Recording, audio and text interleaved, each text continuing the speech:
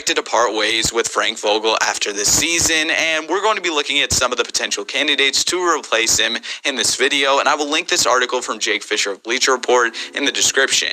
So, the Lakers have actually been doing worse than the Portland Trail Blazers in the second half of this season, and the Blazers ended up trading away a lot of their key rotational players to try and go through a small rebuild, but they have actually had a better record than the Lakers, and the Lakers are expected to part ways with Frank Vogel after this really difficult season, and Doc Rivers could be a candidate for the Lakers to hire.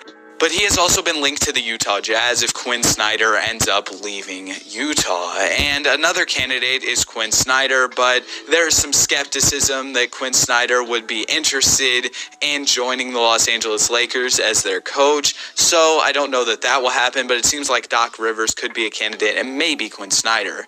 And Mike Brown could be another option for the Lakers. He has been with the Golden State Warriors for quite some time, and Steve Clifford could be another guy who could be an option for the Lakers as a coach. So we'll just have to see who the Lakers end up hiring, and Kurt Rambis could even be an unlikely option as a coach. So it seems like a lot of options are open right now as the Lakers look to change some things around after a really difficult season.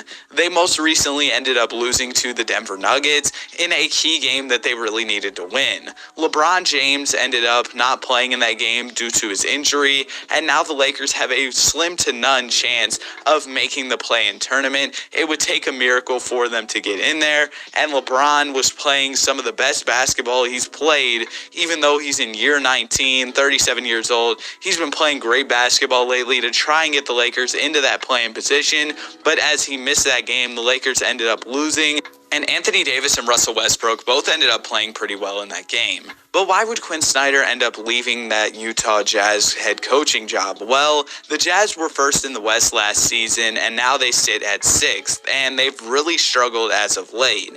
But usually Quinn Snyder is a good coach when it comes to getting regular season wins for his team, which is something the Lakers have struggled with the past 2 seasons. And Frank Vogel has made some questionable decisions when it comes to his rotations, like Austin Reeves not playing in these last 2 key games, despite the energy and effort he provides to a Los Angeles Lakers team filled with a lot of veterans. Now the Lakers are left with a pretty difficult schedule to close out the season as they try to have a miracle finish to make the play-in tournament, and the San Antonio Spurs would have to end up losing quite a few games for the Lakers to have a chance to get into that play-in. That's it for the video. Have a great day. Be sure to like and subscribe.